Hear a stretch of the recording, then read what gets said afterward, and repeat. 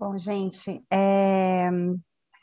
boa tarde, né? Eu sou Suei Yamamoto, eu sou professora aqui da Universidade Federal da Bahia, do Departamento de Ciência Política, e estou aqui mediando essa mesa, né? Cujo tema é como as reivindicações dos movimentos sociais são ouvidas hoje, nesse projeto de extensão, né? Organizada pela UFBA, pelo IESP, pelo NEV, uma série de organizações que estão conosco aqui nesse projeto, né? E, primeiramente, antes de introduzir os nossos convidados, né, eu queria dizer aqui que é uma honra estar nessa mesa, né, com profissionais e acadêmicos que eu admiro muito, né, tanto na trajetória acadêmica quanto na trajetória profissional de vocês, né? Então, estou muito feliz de estar aqui, de estar nesse espaço, compartilhando essa reflexão com vocês, né? Então, eu vou, primeiro, antes da gente começar, eu vou fazer uma breve introdução dos nossos convidados nesse diálogo, né? E aí depois a gente começa a nossa primeira rodada de discussão, que tem como tema, né, justamente como as reivindicações dos movimentos sociais são ouvidas hoje, né? Então, nós temos aqui conosco, e eu vou apresentar por ordem das falas, né? Nós temos o professor José Maurício Domingues, que é professor dos programas de Sociologia e Ciência Política do IESP, da Universidade Estadual do Rio de Janeiro, e ele tem doutorado pela London School of Economics, da Universidade de Londres, né? Ele é coordenador do grupo de pesquisa do CNPq NETSAL, né, Núcleo de Estudos de Teoria Social e América Latina, no IESP, e é coordenador também do GT de Teoria Social da Claxo. Ele trabalha com teoria sociológica e teoria social, em especial teoria crítica, atuando principalmente nos seguintes temas: teoria da subjetividade coletiva, modernidade global, modernidade comparada, modernidade brasileira, América Latina, Índia, China, sociedade contemporânea, desenvolvimento, movimentos sociais e cidadania, com destaque para a sociologia política.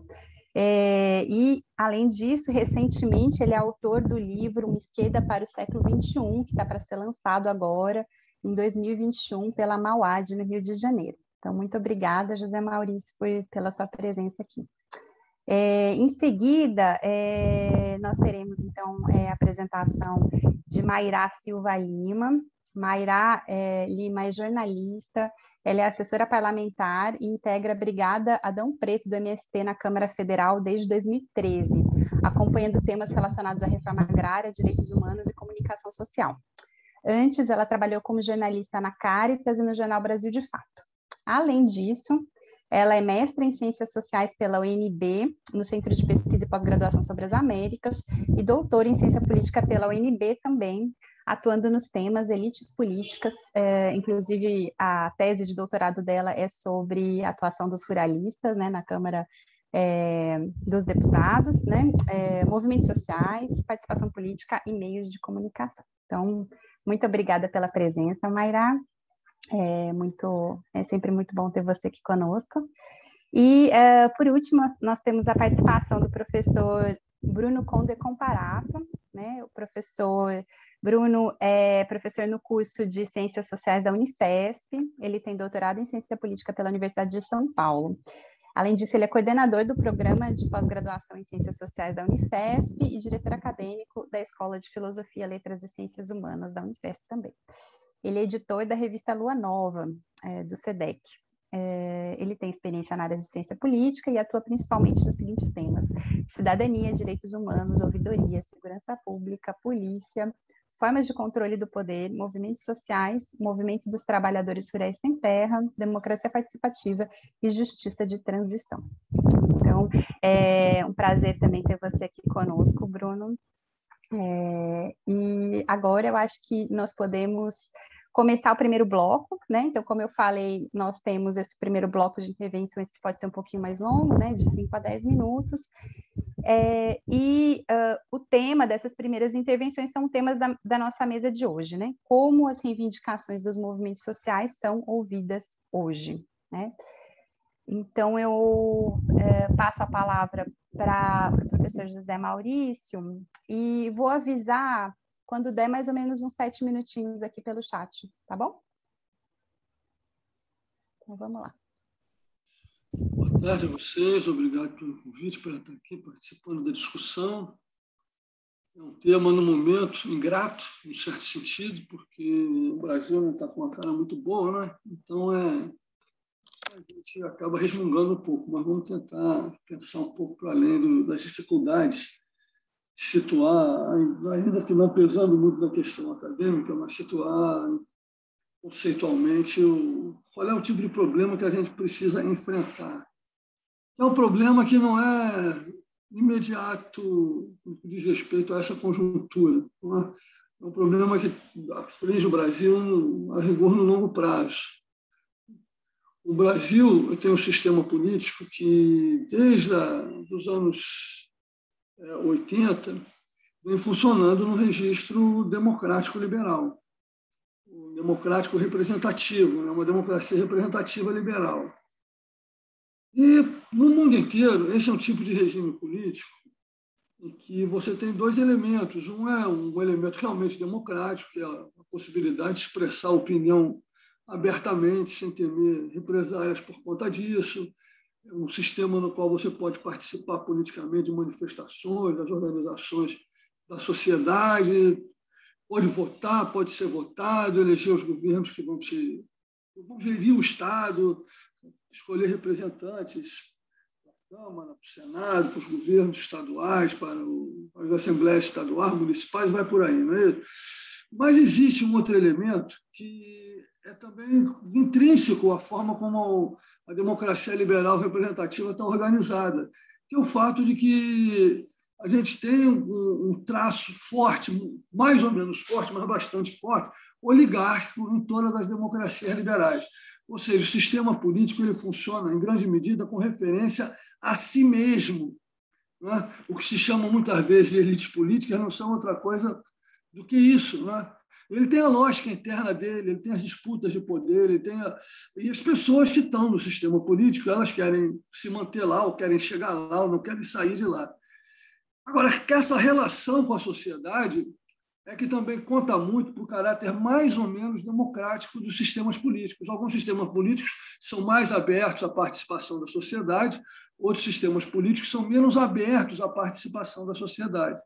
Não é? A trajetória dos movimentos progressistas, da esquerda, e esse tipo de força política sempre se voltou para ampliar esse espaço de participação da sociedade no processo político. Não é? Ou seja, no fundo, mesmo que não fosse dito dessa maneira, porque essa linguagem é uma linguagem antiga, não é?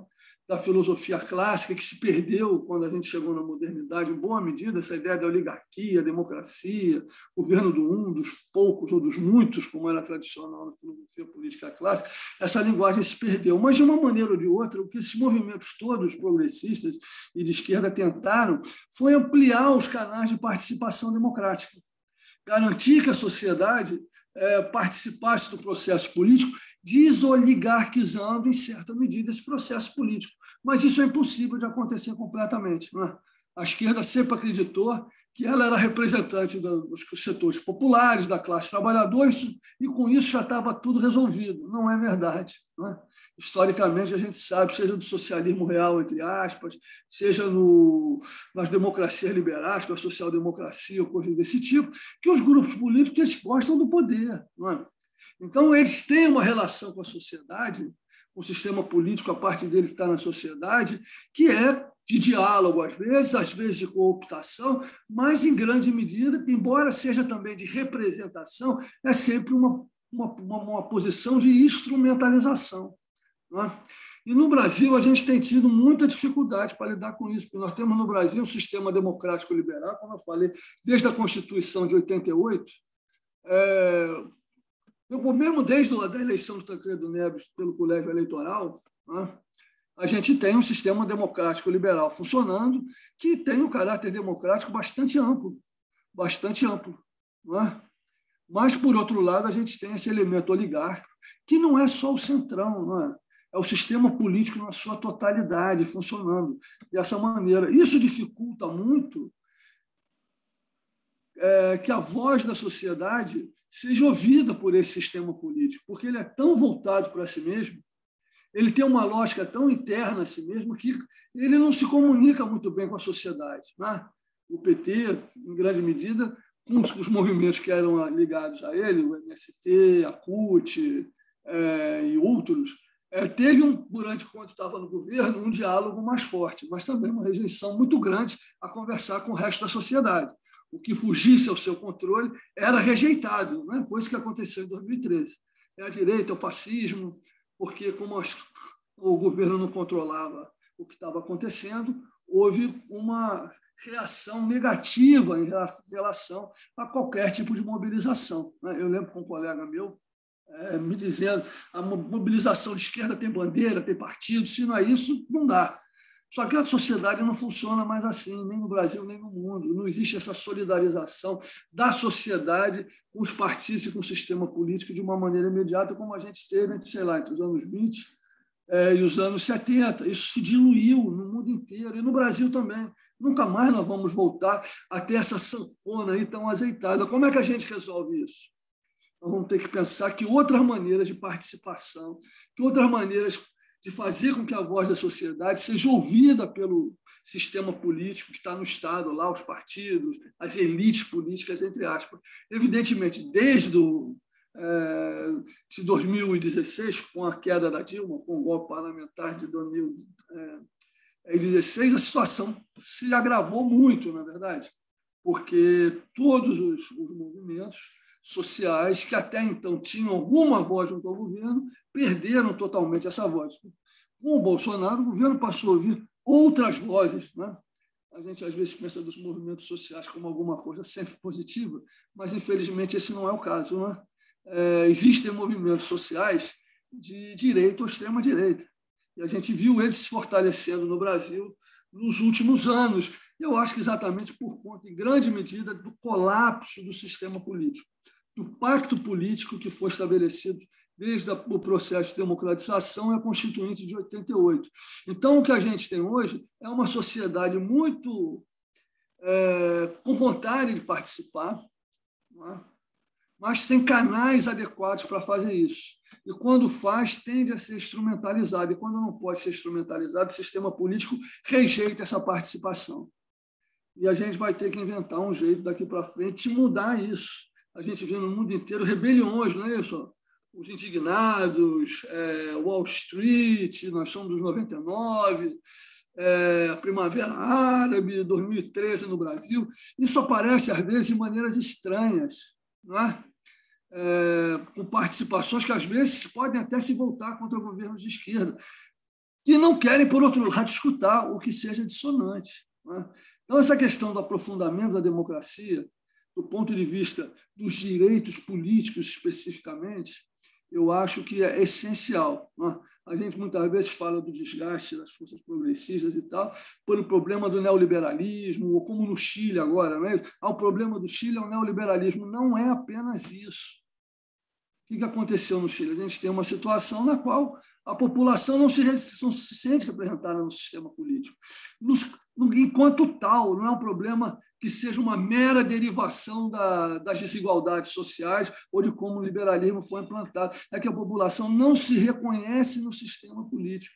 Isso é um fenômeno mundial que tende a se agravar. E, no caso do Brasil, isso é verdadeiro. Por mais que a gente seja duro pensar isso, a eleição do Bolsonaro foi uma forma de protesto nesse sentido, contra o sistema político, que não parecia representar ninguém. Né? E existe esse paradoxo, né? Um governo de extrema-direita, ou pelo menos um presidente de extrema-direita, porque o governo não chega a ser exatamente extrema-direita, representando uma revolta democrática, pode acontecer. Infelizmente, foi esse paradoxo que nós acabamos tendo que enfrentar. Como é que a gente vai resolver isso depois?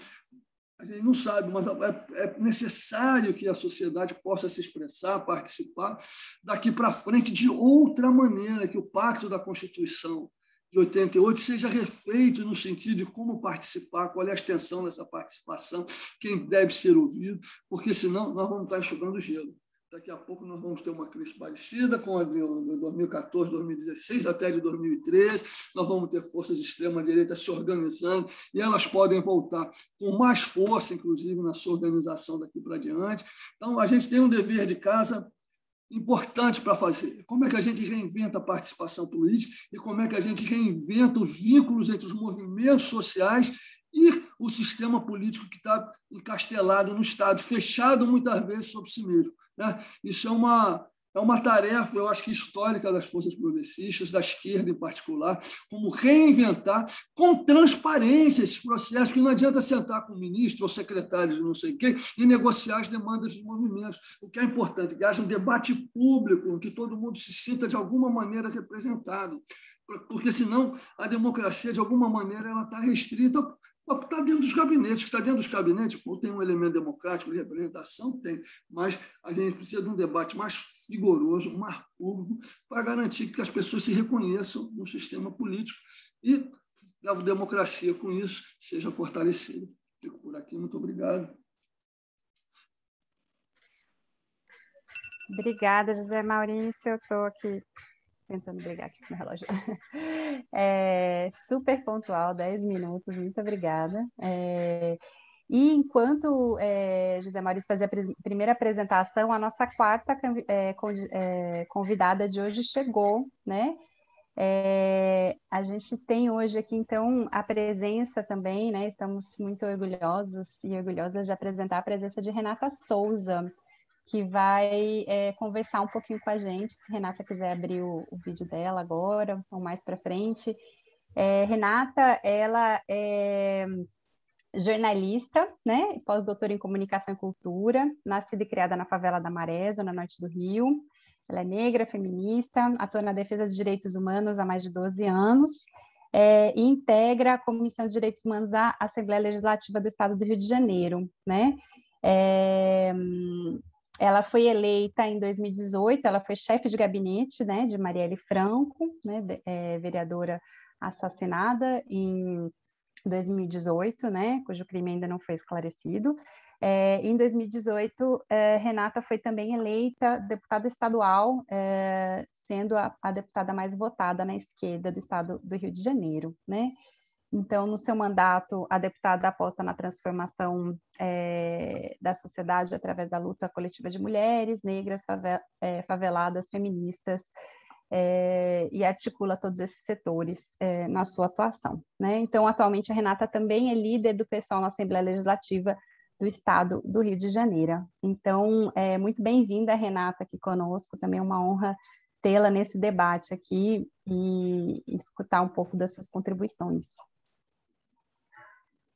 Boa tarde, gente. Eu não estou conseguindo abrir o vídeo. Tá dizendo que o anfitrião desativou o vídeo. Eu não estou conseguindo abrir.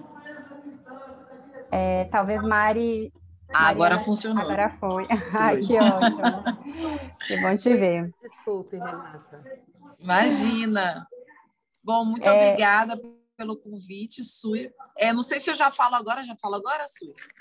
Não, a gente pode deixar, porque a gente está fazendo intercalado, né? Então, agora seria a Mairá, né? E depois Bruno, e aí você fecharia esse primeiro bloco. Pode ser? Eu só tenho uma preocupação com o horário. A gente está com quanto tempo? Sui, eu posso interferir? Como ela é deputada, e deputado tem uma agenda bem difícil, ela pode falar primeiro e eu fico por último, não tem problema. Então, tá bom. Então, a gente inverte Mairá e Renata e mantém o nosso equilíbrio de intervenções aqui que a gente está colocando sempre acadêmico e profissional da área, tá? Então, Renata, se você estiver preparado, tá? Aí você fala, então, eu vou te avisar no chat privado aqui quando der uns 7 minutinhos e seria até 10 minutos de fala. Tá bom? Com relação a essa pergunta, né, como as reivindicações dos movimentos sociais têm sido percebidas hoje pelo sistema político. Muito obrigada, Sui, agradeço demais a Mairá, porque realmente a gente está aqui numa correria enorme. Vocês devem estar ouvindo aí um barulho ao fundo, são as manifestações aqui em frente à LERJ, porque a gente está votando um pacote de maldades, né, para assumir aí o regime de recuperação fiscal. Foram impostas algumas prerrogativas muito dolorosas para o serviço público, né, numa tentativa bem evidente de desapropriação da possibilidade do serviço público atender, em especial, as áreas da educação e da saúde, mas também uma completa retirada de direitos dos servidores e das servidoras públicas. Então, aqui a gente realmente está numa loucura aqui de votação, por isso que eu agradeço de novo a Mairá aí pelo cuidado, e aqui vai ter um barulhinho, porque o pessoal está aqui na manifestação aqui em frente. Bom, acho que saudar esse curso de extensão, né? Acho que é sempre importante quando a gente tem um debate tão fundamental com relação aos direitos humanos e à política institucional e a política não necessariamente institucional, que são os movimentos sociais, como é o tema da nossa mesa, relacionada às reivindicações desses movimentos, né? Eu fui talhada nos movimentos sociais, construída a partir desse lugar da defesa intransigente do direito à vida dentro da favela. Eu sou cria da favela da Maré, e ali foi onde eu consolidei a minha relação com os movimentos sociais, em especial entidades de defesa dos direitos humanos, movimentos de favelas e periferias, movimento negro, movimento de mulheres, enfim.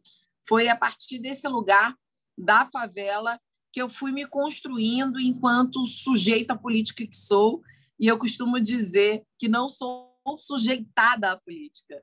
E isso faz uma diferença, porque nós, mulheres, quando adentramos nesses espaços historicamente dominados por homens brancos, de uma elite política e econômica, de fato, a gente tem a nossa ação invisibilizada, muitas vezes interditada dentro desses espaços, né?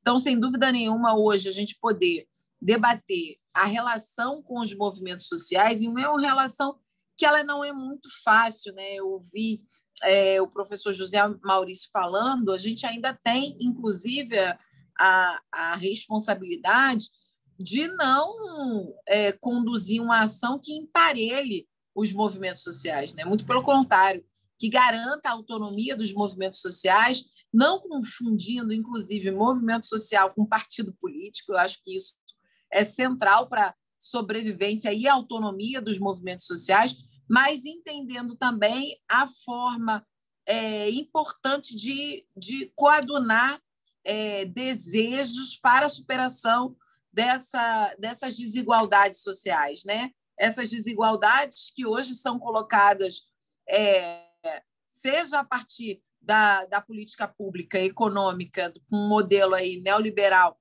que vai encontrar exatamente nesse momento de pandemia, onde 600 mil pessoas já morreram, onde 14 milhões de pessoas estão desempregadas, é esse modelo neoliberal que compactua com essas elites políticas e econômicas, que vai fazer que, nesse momento de crise sanitária e humanitária, 40 novos bilionários vão para a lista da Forbes no Brasil. Isso não é à toa. Quando olhamos essa lista desses novos bilionários, estão ali figuras relacionadas à saúde privada, né? E isso, né, a gente viu aí, estamos acompanhando todo o processo com a Prevent Senior, que a CPI da Covid-19 está mostrando, mas o quanto também demonstra, e a Prevent Senior cresceu aí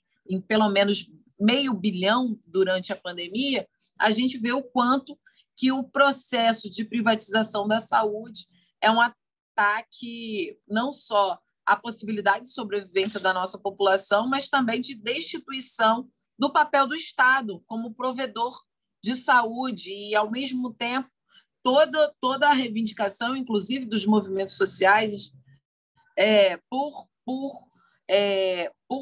um fortalecimento do Sistema Único de Saúde, quando o que se demonstrou nessa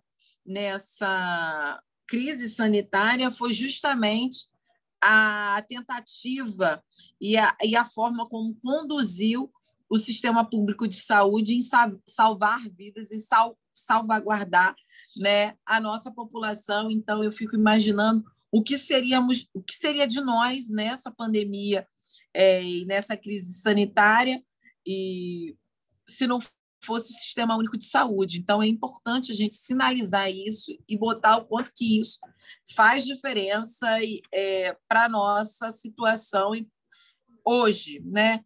Hoje, que há, sim, uma crise de representatividade, uma crise de representatividade que, concordo com o professor José Maurício, trouxe esse voto de protesto para o bolsonarismo, mas também eu acho que a gente não pode negar, obviamente, esse afastamento do campo da esquerda, do campo progressista, do cotidiano dentro das favelas e das periferias, também, né, de uma certa, digamos assim, de uma postura um pouco humilde dessa parcela da esquerda que ignora a possibilidade e a potência que a gente tem nas favelas e nas periferias, em especial na produção do saber, na produção do conhecimento, e fica uma esquerda muito intelectualizada, que se afasta do cotidiano da nossa população, né? Eu vi que, em plena pandemia, a gente tem ainda hoje a favela e a periferia se organizando com ações concretas para o recolhimento de alimentos e doações, e a gente via pessoas do nosso campo, do campo da esquerda, assustada com a mobilização da favela, assustada com a mobilização da periferia para não passar fome, quando esta mobilização é praticamente cotidiana, seja nos mutirões, né, para construir as casas dentro da favela e da periferia, seja o cuidado com o filho da vizinha, enfim, com as crianças dentro da favela, porque essas mães, muitas vezes empregadas domésticas, que não têm condições de cuidar dessas crianças, enfim, a lógica comunitarista ela está presente no cotidiano da favela e da periferia, e não foi diferente diante de uma crise sanitária que impediu até que essas pessoas, né, que ainda impede que essas pessoas tenham que comer. Que, por óbvio, não é só a crise sanitária, a gente já vinha num processo de empobrecimento da nossa população, de aumento da miserabilidade diante da aposta nessa política econômica completamente absurda, em especial quando a gente acompanhou aí o golpe dado a Dilma, né? Em menos de um ano que o Temer assumiu o poder, nós já estávamos voltando para o mapa da pobreza, para o mapa da fome. Isso também é muito simbólico de que tipo de governo o campo da esquerda, o campo progressista, quando está, vai conduzir realmente a uma política de Estado, né? Porque a política de Estado é mais difícil você acabar com ela, né? Quando você tem uma política de um governo, você trocou o governo, essa política ela é incipiente e acaba que a gente não conseguiu talhar formas mais significativas de organização, né, quando esse governo vai ser mudado. Mas, ao mesmo tempo, eu acho que a relação, né, e aí está aí Mairá do MST, que vai aqui trazer esse tema, mas me parece muito incipiente um debate que a gente precisa fazer seriamente sobre a reforma agrária, sobre formas de sustentabilidade da nossa população. É absurdo a gente ser aí uma das 10 economias do mundo e o nosso povo está passando fome, né? Um dos maiores produtores de carne, né, do mundo, e a gente não ter comida para comer. Enfim, isso demonstra as desigualdades sociais colocadas nas estruturas de poder que ignora a relação efetiva com a possibilidade de mudança radical da sociedade. Quando eu digo radical, eu digo a partir da raiz dos problemas que estão colocados para a gente, como a desigualdade social, né? Um país onde a gente teve, né, um processo, enfim, um processo de escravidão absurdo, onde as pessoas negras hoje, com racismo estrutural e institucional, são as principais vítimas, seja da política pública de segurança genocida cotidianamente dentro das favelas e das periferias, seja a partir da anulação desses corpos que vão ser conhecidos ou reconhecidos como errantes dentro do próprio parlamento, né? A gente vê quanto que nós, mulheres pretas, dentro do parlamento, somos vilipendiadas, porque são os nossos corpos que são descartados até então e descartáveis para uma sociedade onde 80% da nossa juventude preta está morrendo aí essencialmente nos dados de homicídio, quando a gente vê que é essa mesma juventude preta que está sendo encarcerada num país que tem a terceira população carcerária do mundo, né? Onde o feminicídio de mulheres pretas cresceu em mais de 30%, quando a gente viu que o feminicídio de mulheres brancas ou não negras decresceu. Então, esse é o país que não fez, que tem uma democracia inconclusa, nesse sentido de todo o processo que a gente passou da redemocratização, onde a democracia ela não chegou de fato para essas pessoas com essas características, pobres, negras, de favela e periferia, ao mesmo tempo que a gente continua descartando esses corpos. E aí, para finalizar, que eu acho que eu já estou aí batendo o meu tempinho, eu acho que a gente precisa trazer para pensar o que são os movimentos sociais e qual é essa apropriação da relação com a política, o caso do assassinato de Marielle Franco.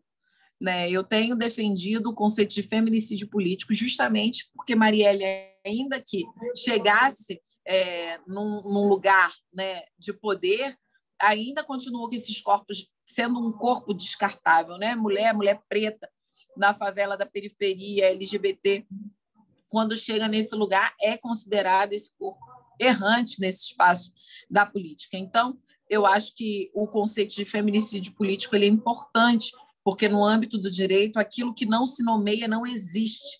E feminicídio político existe. Marielle, infelizmente, não foi a última e não foi a primeira também. Quando a gente olha ações como essa, por exemplo, com relação à irmã Dorothy Stang, que também lutava pela terra, né? Enfim, e viu o quanto que o latifúndio também é extremamente violento, em especial com essas mulheres. Não é à toa hoje movimentos sociais como a Via Campesina tem ali várias mulheres ameaçadas de morte, e isso é muito simbólico, porque o processo de violência política ele não é só contra nós parlamentares, é contra também as mulheres que estão na linha de frente dos movimentos sociais de mudança na sociedade. Então, quando eu estou trazendo o conceito de feminicídio, eu quero alavancar também o debate para aquelas que não têm tanta visibilidade, mas que estão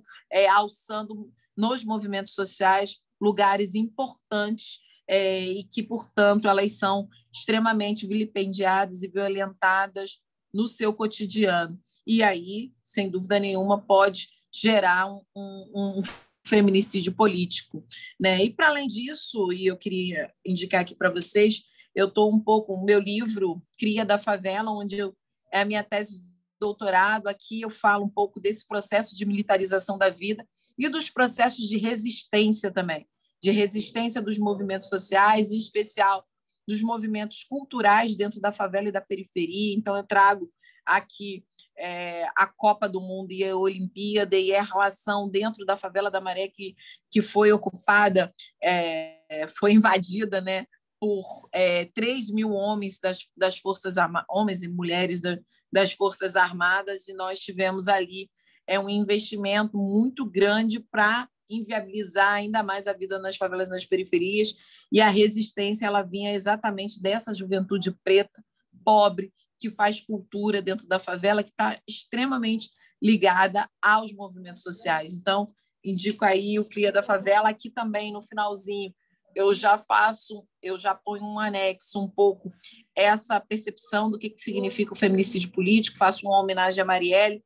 Esse é um livro que está disponível na Livraria da Travessa e também na Amazon, foi publicado pela editora Boitempo. Então, se vocês quiserem dar mais uma olhada aí nesse processo de construção do pensamento, né, na produção do conhecimento e do saber, também de uma deputada que, antes de estar deputada, trafegava aí pela academia, acho que vale a pena, porque reconhecer o saber, em especial unindo teoria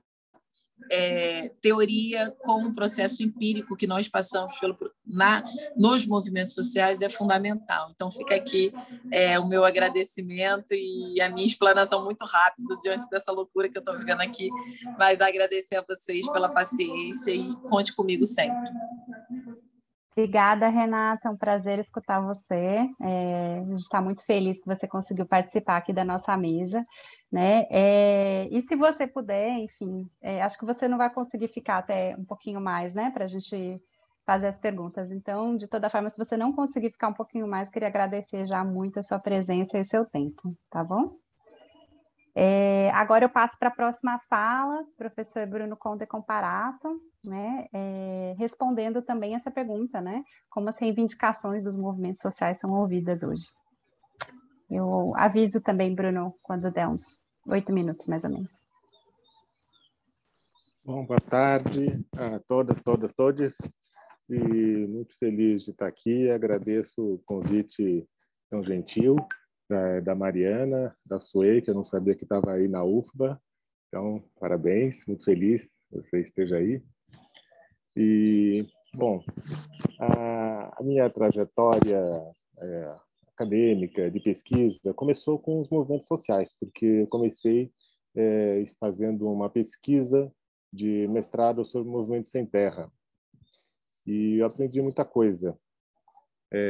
Eu fui pesquisar o movimento sem terra que eu comecei a perceber que na cobertura dos jornais eles estavam sempre presentes.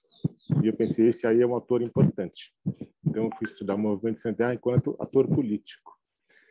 E eu aprendi muitas coisas, né? Aprendi que o movimento social é o que possibilita mudar a correlação de forças na sociedade. A gente sabe que o Brasil é uma sociedade extremamente injusta, em que os direitos não são respeitados, e os movimentos sociais eles têm esse poder, essa capacidade de, enfim, provocar nem sempre uma mudança, mas pelo menos fazer a gente enxergar alguma coisa.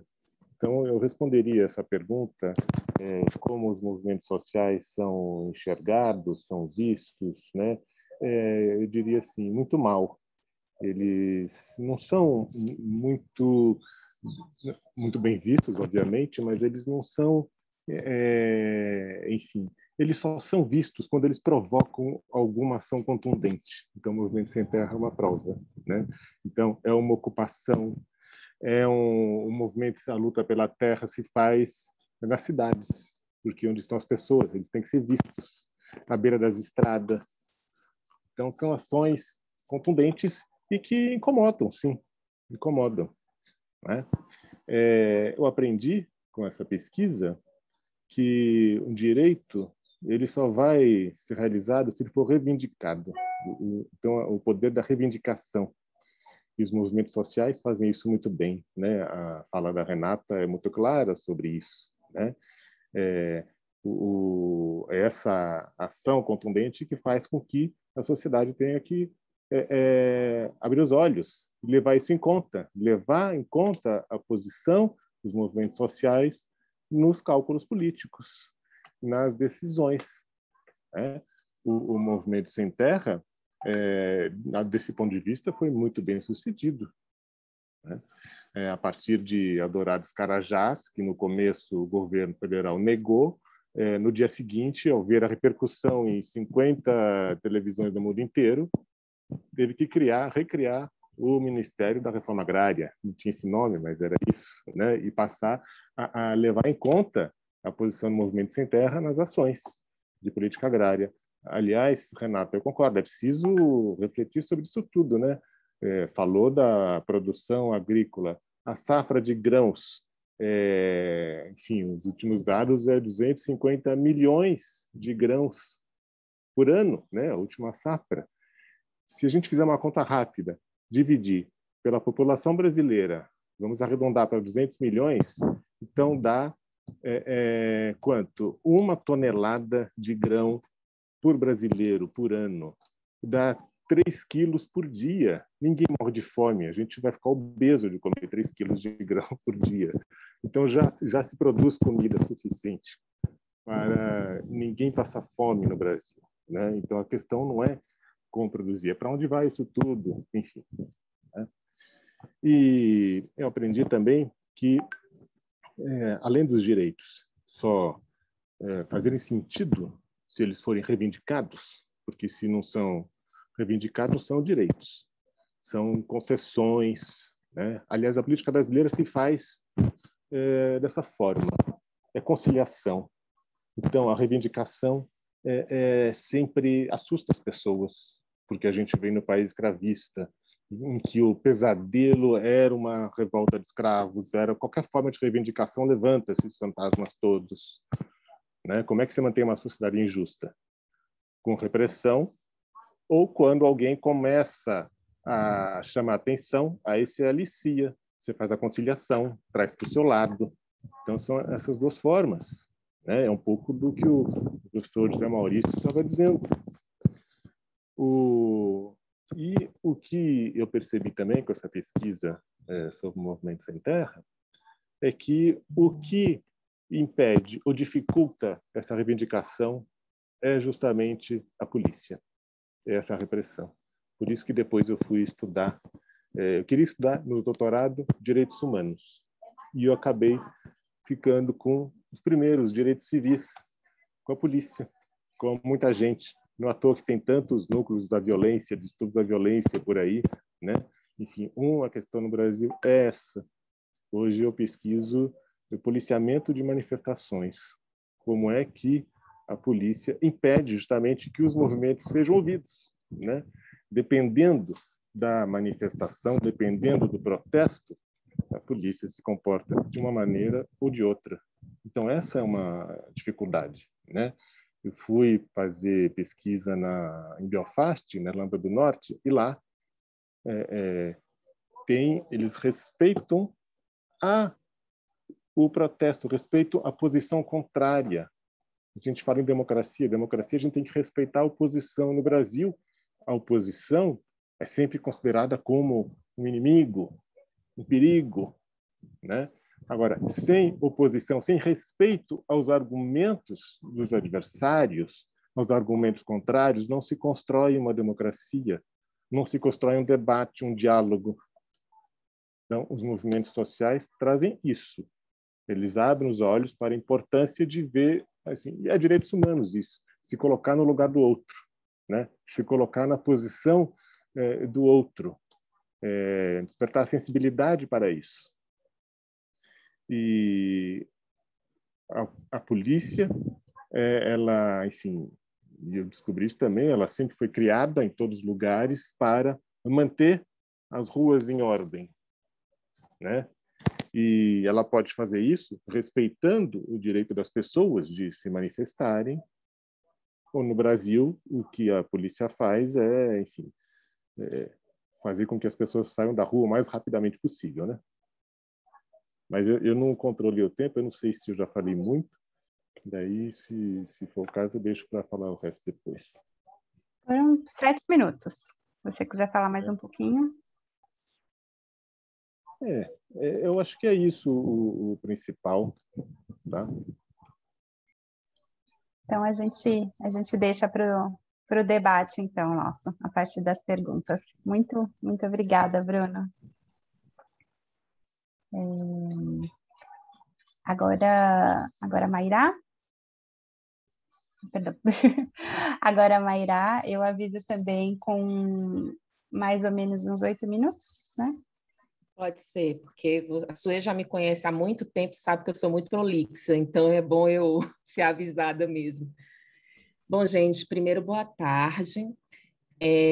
Muito obrigada pelo convite, Suê, a Mariana, e, por extensão, a Universidade Federal da Bahia, com esses debates que, pelo menos, é a segunda vez que eu já participo, né? Ano passado eu participei de uma mesa também, no mesmo contexto do projeto de extensão, voltando aqui, para mim é sempre um prazer, e sempre me traz muitas reflexões, assim. Eu vou, nesse primeiro momento, me ater ao que eu já tinha planejado de fala e deixar para depois as várias indagações que eu já tenho com as falas anteriores. Eu, enfim, já fui apresentada, Mairá, faço parte da Brigada Adão Preto, que enfim, uma brigada como MST dentro das nomenclaturas do movimento se utiliza um conjunto de militantes que, no caso, atua no Congresso Nacional. São pessoas que fazem parte das estruturas do movimento nos seus mais diversos setores, coletivos, etc., mas cuja tarefa está interligada ao acompanhamento, monitoramento e tentativas de resistências em projetos que se passam pelo Congresso Nacional. Essa brigada, ela tem ela já tem um pouco mais de 10 anos. Ela só não é muito publicizada, porque a nossa atuação enfim, no começo, inclusive, muito confusa para o próprio movimento.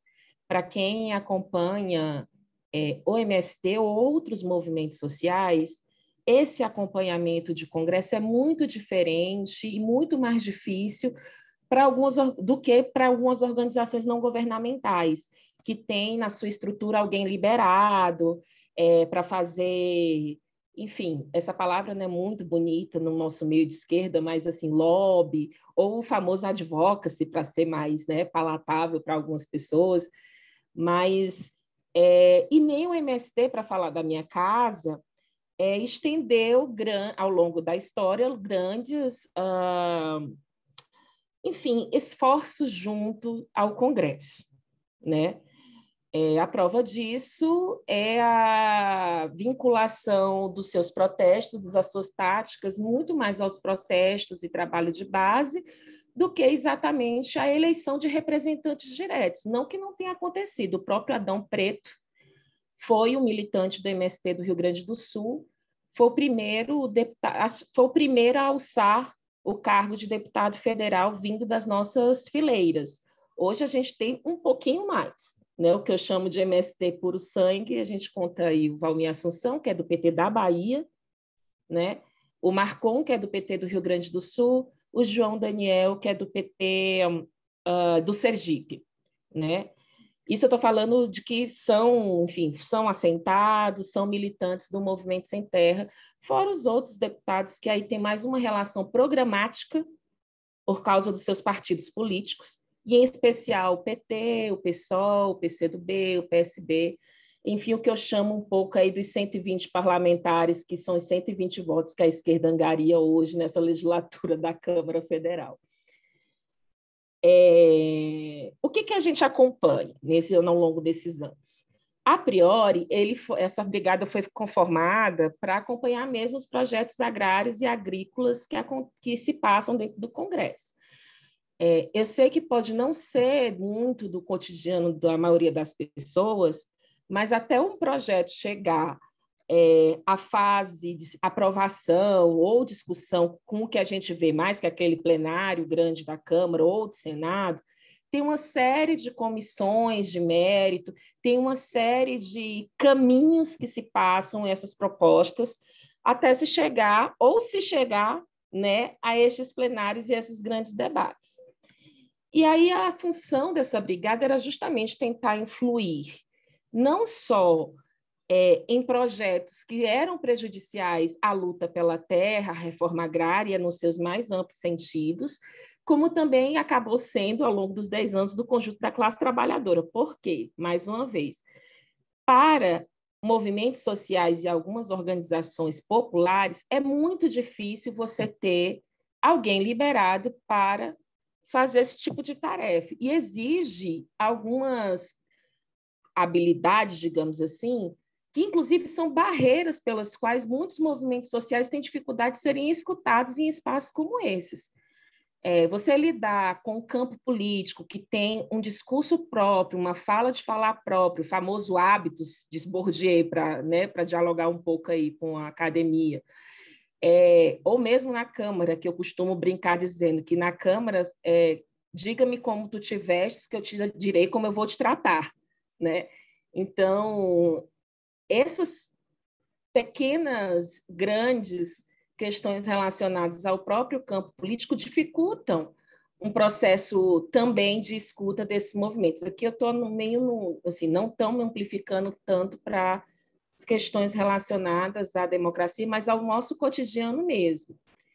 E aí, nesse sentido, a gente lida com fortalecimentos de bancadas, principalmente depois da eleição de governos do PT, a partir do governo Lula, a gente consegue ver isso com mais nitidez, que apartidárias conseguem organizar pautas específicas que ameaçam, digamos aí, o direito democrático da manifestação, a própria, enfim, vinculam muitas vezes a projetos que podem dificultar ou mesmo invisibilizar processos de democratização da terra, ou mesmo projetos políticos mais amplos aí, vinculados ao ultraliberalismo, né? E aqui eu falo especificamente da bancada da bala, que aí eu vou falar dos três, porque os três andam, né, bem juntinhos, assim, mãozinhas dadas. A bancada da Bíblia, né, que, enfim, eu não gosto de falar de bancada evangélica, mas está mais para uma bancada mais fundamentalista, e a bancada do boi, a famosa bancada ruralista, dentre as três, a mais organizada e a mais antiga. Não quero dizer aqui que elas não existiam antes, mas se você vê, por exemplo, nos relatórios do DIAP, eu gosto de usar essa referência, do Departamento Intersindical de Assessoria Parlamentar, você vê que antes você tinha uma divisão muito mais contundente em relação aos partidos. Começa o governo Lula, a partir depois do governo Lula, há um fortalecimento dessas bancadas temáticas que tem algum tipo de influência numa votação mais uníssona, a depender do tema. Não estou dizendo que não tem contradições, claro que tem, porque senão a gente já podia se jogar na BR, né? Mas eles têm uma capacidade de formulação e de atuação parlamentar bastante forte, principalmente em comissões consideradas muito táticas, como o exemplo da Comissão de Constituição e Justiça, que todo projeto necessariamente vai passar por lá, né? É considerada a comissão mais importante da Câmara, como no caso, por exemplo, dos ruralistas, que historicamente são maioria na Comissão de Agricultura e têm aumentado a sua participação, digamos assim, a sua presença nas comissões de meio ambiente e na Comissão de Minas e Energia. Não à toa, com processos relacionados a questões e embarreiramentos legislativos, a ampliação da fronteira agrícola do Brasil e a própria questão da mineração, para quem não está acompanhando a pauta, toda a disputa que se dá em torno também, digamos assim, de uma ampliação do que se pode minerar, o que inclui territórios de indígenas, quilombolas e até mesmo assentamentos de reforma agrária. Vou resumir mais. Eu acredito que a gente lida não só com o fato deles terem uma maioria numérica, até porque isso historicamente são das elites políticas no caso brasileiro, mas a gente lida principalmente com a capacidade que eles têm de invisibilizar, silenciar e embarrear os projetos que são contrários.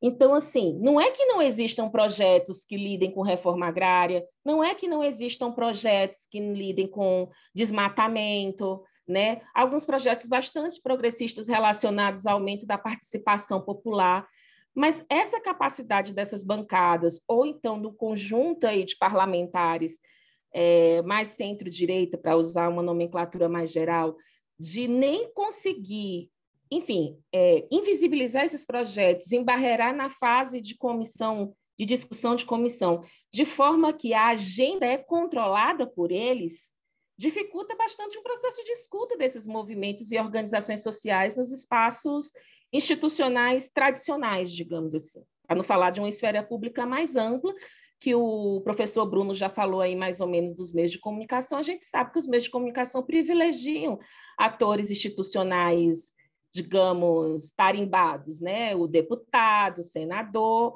enquanto movimentos sociais precisam realizar uma ação mais direta para se configurar como uma voz dissonante ou então uma voz a ser escutada pelos... Aí eu estou falando meio de comunicação burguês, né? Para falar assim desse tema. E esse controle de agenda acaba facilitando um controle também de vieses valorativos acerca das pautas. Não à toa o consenso em torno do agronegócio que faz com que a gente tenha discursos que às vezes nem condiz com a realidade. Né? Agronegócio, que é um método de produção agrícola voltada para a produção de commodities, para exportação, versus dados, por exemplo, da agricultura familiar, que diz que 70% da alimentação, e esse dado, inclusive, é antigo, é produzido por esta agricultura, mas que não tem nenhum subsídio político de projeto desde o governo Temer, né? Então, só para citar e finalizar, a gente deixa para depois, algumas pautas que a gente tem discutido e que estão rolando, né?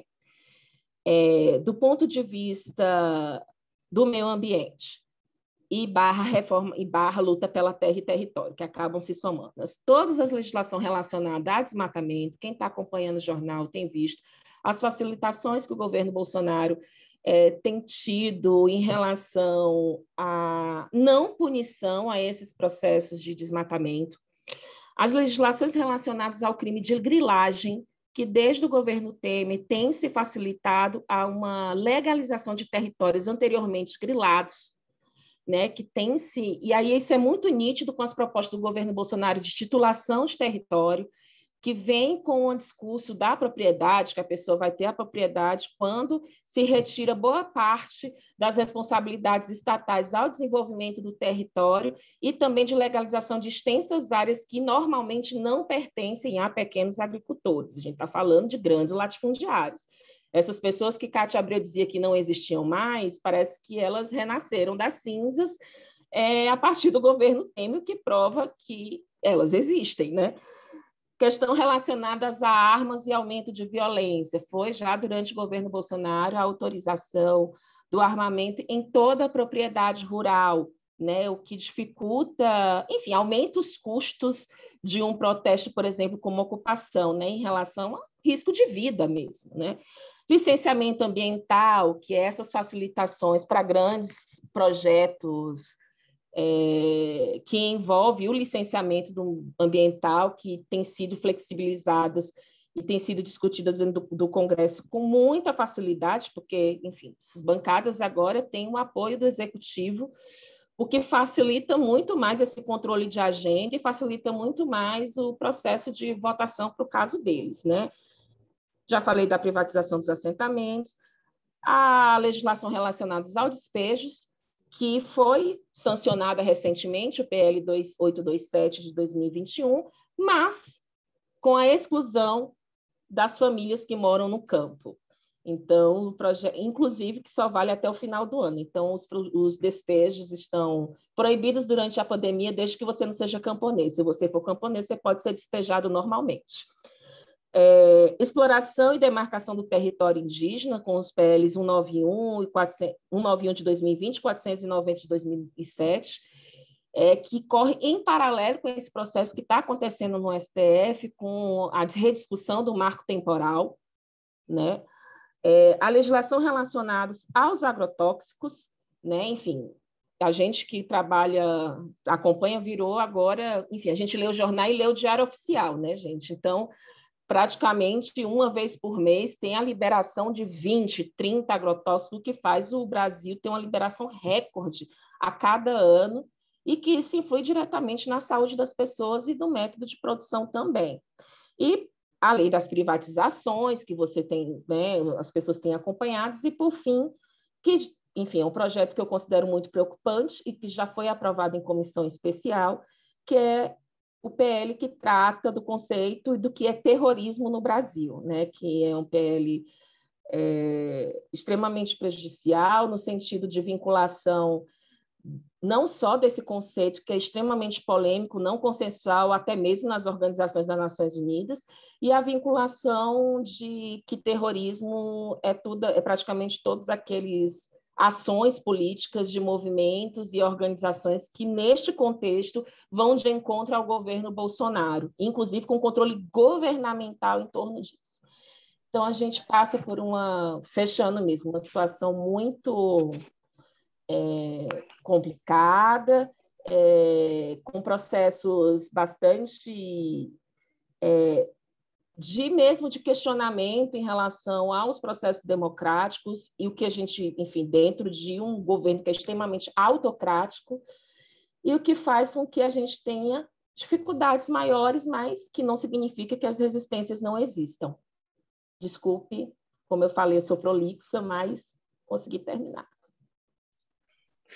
Imagina, Mayra, é super importante também escutar sobre essas experiências do movimento na Câmara dos Deputados, que nesse último período, como você bem disse, não tem sido fácil também, né? Agora a gente abre para a segunda rodada. Eu pensei em algumas perguntas, né? E aí ninguém fez perguntas no chat. Enquanto eu vou fazendo as perguntas aqui, as minhas, se alguém tiver mais perguntas para a mesa, pode falar e a gente coloca também para preparar para essa segunda rodada, tá? Então, podem se inscrever também, enfim, a gente também abre o áudio para vocês fazerem as perguntinhas, tá? Eu pensei em duas perguntas, né, para a gente iniciar aqui esse debate. Vocês fiquem à vontade, Mayra, José Maurício e Bruno, com relação ao que vocês preferem responder, né? Acho que as duas perguntas valem para vocês dois, né? A primeira delas tem um pouco a ver com esses movimentos, né, de direita que estão ocupando as ruas nesse último período, e que José Maurício até falou, bom, é muito paradóxico, né, que um governo autoritário seja eleito com talvez uma ânsia democrática das pessoas, né, de setores da sociedade que não se sentiam representados e que eventualmente se sentiram representados pela figura do Bolsonaro, né? E aí eu queria perguntar para vocês, né, no sentido de quais são as reivindicações, se é possível a gente pensar, de fato, que esses setores que estão nas ruas hoje são setores de movimentos sociais, né? O que significa isso, né? Setores que foram às ruas pelo Fora Dilma, os setores que foram às ruas agora no dia 7 de setembro, né? E o que significa essa pergunta? Significa a gente pensar se são setores que expressam, né, organizações e pautas de baixo para cima, né, digamos, da sociedade em direção ao poder, né, ou se são setores que respondem, né, a um chamado de cima para baixo, né, ou seja, se eles são setores que surgiram mais nesse processo, né, de convocatória aí do governo Bolsonaro, de um governo de direita, né. Então, a dúvida, né, é se, no final de contas, a dúvida é se a gente pode chamar esses setores, né, que foram as ruas de movimentos sociais, ou se não podemos chamar, do que a gente chama esses setores, né? Então, isso é uma pergunta que eu queria colocar para vocês, né? E a segunda pergunta tem a ver com uma caracterização, digamos, da sociedade brasileira, né?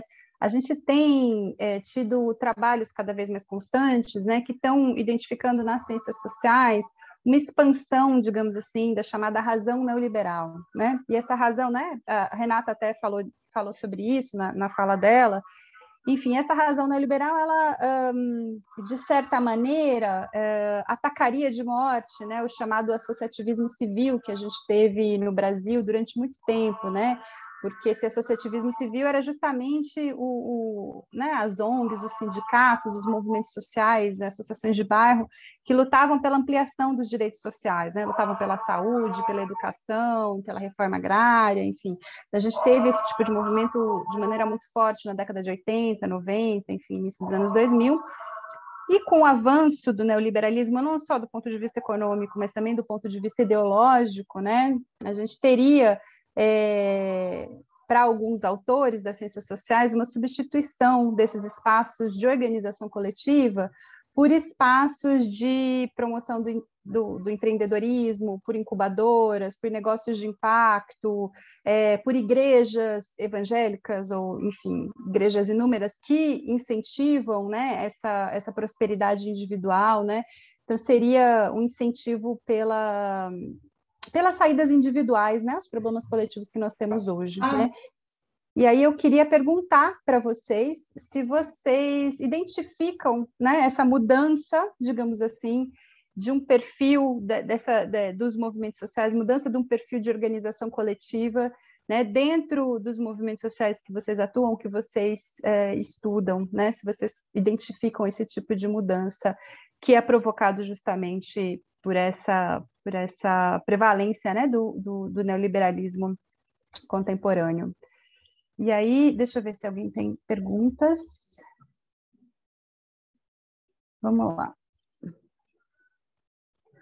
A Lúcia Secote acabou de falar aqui, ela comentou o seguinte, depois do decreto 9.659 de 2019, o PL 128 institui a Política Nacional de Participação Social e o Sistema Nacional de Participação Social e dá outras providências. Mas essas políticas têm tramitado sem a participação social. Então, ela pergunta se vocês têm acompanhado essa pauta desses PLs. Nós temos mais perguntas, gente?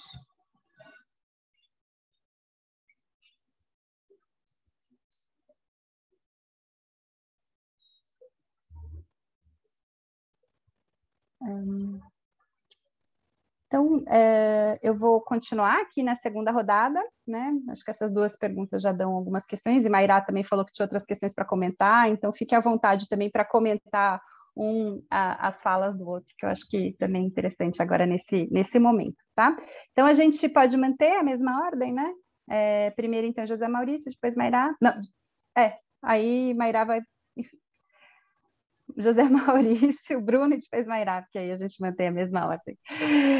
Então tá, gente, 5 minutos de resposta e eu aviso vocês com uns 4 minutinhos, mais ou menos. Em relação às perguntas que você levantou, Sui, a primeira diz respeito ao próprio conceito de movimento social, né? Que é um conceito muito complicado, né? É um conceito, na verdade, muito frouxo. O que é um movimento social? Pode ser qualquer coisa, né? Se a gente for pegar o que se estuda nas ciências sociais, a gente define movimento social de formas muito variadas. Originalmente falava-se não era nem de movimento social, era movimento operário, não é isso? Isso é uma coisa do século XIX, que ainda durou no século XX bastante tempo, o movimento camponês. Depois, com a pluralização dos movimentos, começou-se a dar muita importância ao termo movimento social, né? Mas é um conceito muito inespecífico, porque a gente não sabe muitas vezes exatamente o que a gente está falando. Onde é que o movimento social começa, onde é que ele termina? Ele se define por uma organização específica ou é alguma coisa mais ampla, entendeu? Então, o MST, a gente pode dizer um movimento social, o Fridays for Future, que é um movimento global, isso é um movimento social, exatamente. Então, é um conceito que, na verdade, ele descreve a mobilização da sociedade em função de alguma pauta, mas ele descreve, teorizando isso de maneiras muito variadas, às vezes até contraditórias, e com fronteiras muito pouco definidas. E aí vem a questão que você está colocando. O movimento de direita, inclusive de extrema-direita, pode ser considerado um movimento social? Se a gente definir o movimento social como uma mobilização da sociedade em função de determinada agenda, de determinada pauta, me parece que é muito difícil negar que o movimento social pode ser de extrema-direita. A gente pode até não gostar dele, mas ele está organizando, mobilizando a sociedade em função da sua agenda, né? Mesmo que a gente pegar a definição lá do Turrene, a disputa da historicidade, do destino da sociedade, a extrema-direita está disputando isso também. Então, é complicado. A gente pode pensar que ele talvez seja muito vertical, né? Uma coisa de cima para baixo, mas tem muitos movimentos que têm uma aspiração leninista que também são verticais, funcionam de cima para baixo no campo progressista ou da esquerda. Então, eu acho que a gente pode, infelizmente, ou felizmente, sei lá, dependendo da simpatia de cada um, não é a minha, falar da extrema-direita como constituindo muitas vezes um movimento social, às vezes muito importante. Agora, quando a gente fala da questão do Brasil contemporâneo, eu diferenciaria mais claramente a questão do eleitorado da questão dos movimentos. tá? No caso do Bolsonaro em particular. Eu acho que o eleitorado, em grande medida, votou no Bolsonaro. Aqui no Rio de Janeiro, por exemplo, foram quase 70%, não é uma votação qualquer, né? Com uma expectativa democrática. Era uma troca de governo, porque está achando tudo uma porcaria enorme, não é isso? Dos governos do PSDB, passando pelo PT, passando pelos governos do Estado, os governadores estão todos na cadeia, as pessoas votaram com raiva, mas votaram achando que estavam renovando a democracia, né? Então, isso é uma coisa complicada, mas eu não creio que essas pessoas, as pesquisas estão mostrando que elas têm uma visão negativa da democracia. Pelo contrário, elas têm uma visão profundamente negativa de todos os políticos, agora também do Bolsonaro, né? Então, na verdade, tem uma tendência as pessoas a rejeitarem o sistema político porque não se veem representadas nele. Agora, já os movimentos de extrema-direita, nesses eu não vejo compromisso democrático, né? O camarada que vai para a rua pedindo a volta da ditadura militar, né? Evidentemente, ele não compartilha o compromisso democrático do restante do eleitorado. No Brasil, isso vai dar o quê? 15% da população, talvez? Não sei. Mas não é muita gente que realmente tem uma visão da política que descartaria a democracia. Então, ao contrário do Bolsonaro, que, evidentemente, se pudesse, botava a gente na cadeia, torturava todo mundo, né? Ele é a extrema-direita do regime militar, é uma coisa. Só o Brasil conseguiu inventar essa desgraça. Nós erramos demais, não é? Não, foi erro atrás de erro para chegar no Bolsonaro. Uma figura como o Bolsonaro tem que errar demais, né? Em nenhum lugar do mundo se chegou tão longe com uma barbaridade dessa. Não adianta botar a culpa nas classes dominantes, porque se a esquerda soubesse fazer política direita, eu não tinha se metido nesse buraco em que se meteu, né? Então, infelizmente, uma responsabilidade compartilhada e que nos levou até um governo um presidente de extrema-direita, é uma barbaridade, qualquer comparação. E aí, evidentemente, não tem nenhum compromisso com a democracia, ao contrário da maior parte do eleitorado, que eu creio que votou nele, né? Enfim, a terceira questão que foi levantada, que é a questão do neoliberalismo, aí a gente tem uma discussão que é complicada, é interessante, é importante. Porque eu vejo hoje em dia as pessoas querendo responsabilizar o neoliberalismo por tudo, né?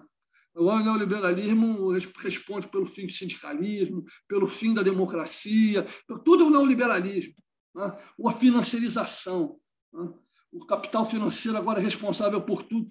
Obviamente, esses são fenômenos importantes, né? O neoliberalismo é uma doutrina muito ampla, que não é uma doutrina meramente econômica, implica numa reestruturação da vida social muito ampla, numa autocompreensão dos agentes sociais, de que eles são seres autointeressados, que têm que se organizar racionalmente para se dar bem na vida de qualquer maneira, não é isso? O neoliberalismo tem isso muito forte dentro de si, e, nesse sentido, ele tende a minar a coesão social, a solidariedade social, né? Se a gente pegar, por exemplo, o Marx dizia que, na ideologia alemã, que a classe operária, os indivíduos na classe operária, eles têm duas possibilidades. Uma, se solidarizar com os outros membros da classe e se organizarem a partir dessa solidariedade, né? Mas eles têm outra possibilidade. Eles têm a possibilidade de perseguir seus interesses pessoais separados dos outros, o que é a visão do liberalismo, em particular, e a visão do neoliberalismo. Essa possibilidade foi radicalizada no mundo em que a gente está vivendo. Mas eu acho que a gente tem que tomar cuidado para não extrapolar, para não levar isso muito longe. De novo, também justifica um monte de besteira que se faz e a nossa própria incapacidade. Mas, por outro lado, também deixa de reconhecer o fato de que a sociedade mudou. O fato de que a sociedade é mais fragmentada, que há problemas de organização reais, não pode ser posto exclusivamente na conta do neoliberalismo. A sociedade hoje é muito fluida. Então, para você pegar as pessoas e organizarem elas a partir dos seus interesses específicos, é uma coisa mais complicada, que a gente vê, às vezes, a pessoa se organizando a partir de identidades muito fragmentadas também. Porque você não tem o que a gente tinha entre os meados do século XIX e os anos 70, do século XX.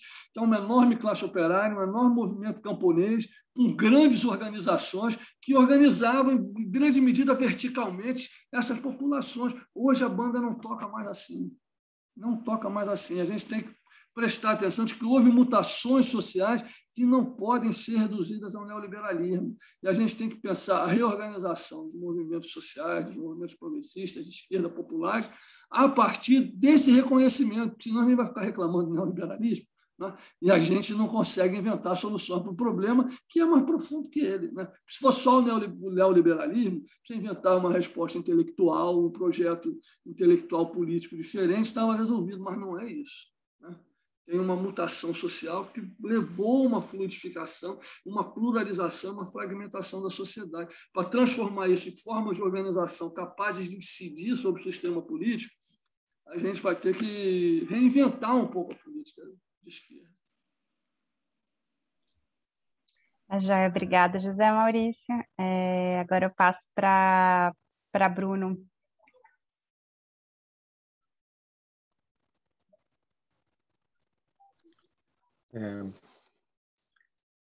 Eu fiquei, como muitos aqui, eu imagino, muito surpresos e, ao mesmo tempo, preocupados com 2013 e com os desdobramentos. E como, enfim, eu sou da família dos direitos humanos, eu procuro sempre olhar para o lado otimista da coisa. E eu consegui enxergar um lado otimista, que é o seguinte: se as madames, que a gente viu as madames na avenida, em protesto nas ruas, se as madames foram para a avenida, foram para as manifestações, é que elas estavam acuadas, elas sentiram acuadas.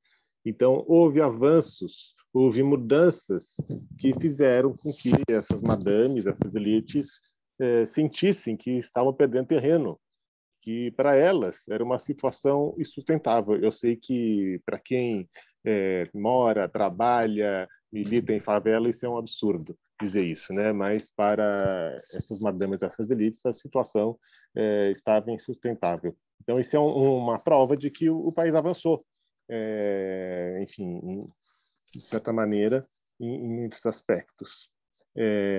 O que nós não esperávamos, nós não sabíamos, o quanto todas essas políticas progressistas de esquerda incomodavam, né?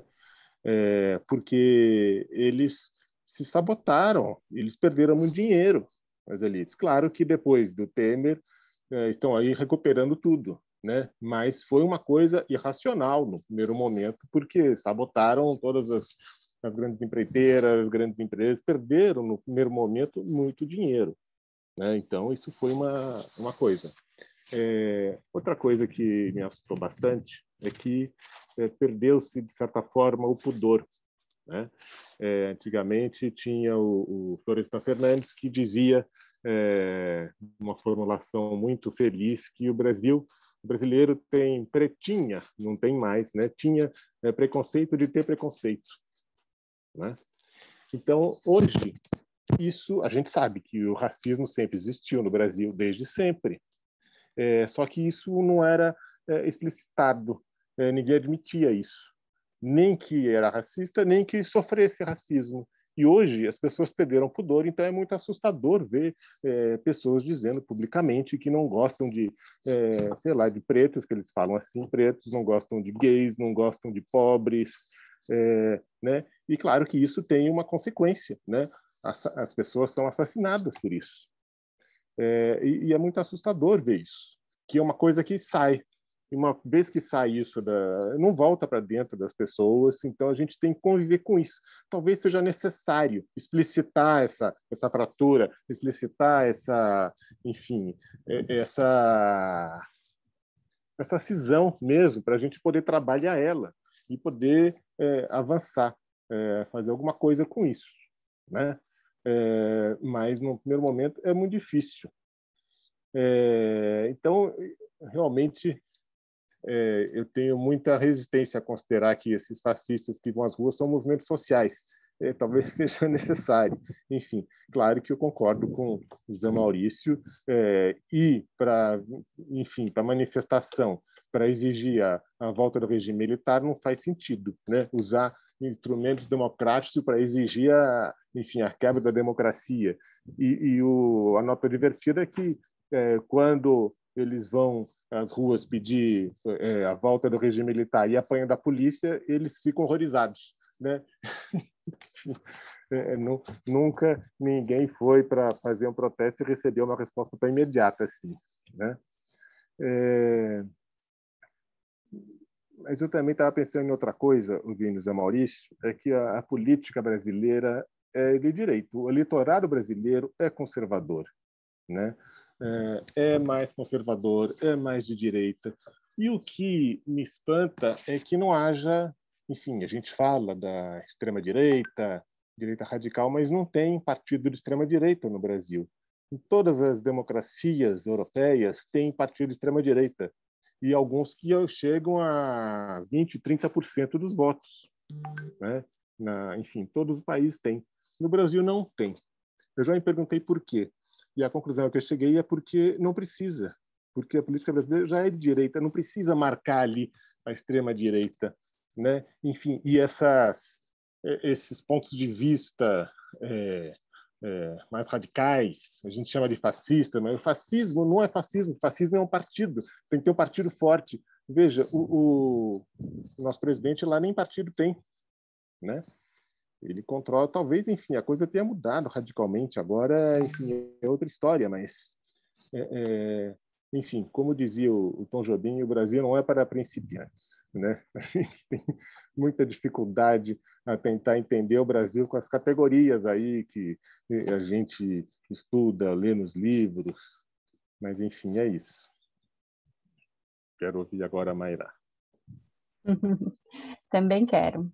Mayrá, 5 minutos. Então, vamos lá, gente. Eu acho que tem linhas de debates aqui que elas dialogam, mas são diferentes, né? Eu acho que uma perspectiva é a gente encarar essa eterna questão relacionada aos representantes versus representados. Quem representa quem, como se representa, quem representa, o que está sendo representado, ao ponto de a gente afirmar que tem uma crise na representação, que os partidos não representam mais os interesses das pessoas, e aí eu estou falando de forma muito geral, ou de grupos, ou as pessoas não se veem representadas nas instituições tradicionais da política, o que revela talvez uma pouca porosidade ainda da esfera política e da esfera pública mais ampla aos vários discursos, às várias narrativas, aos vários interesses, e eu não estou nem assim, sendo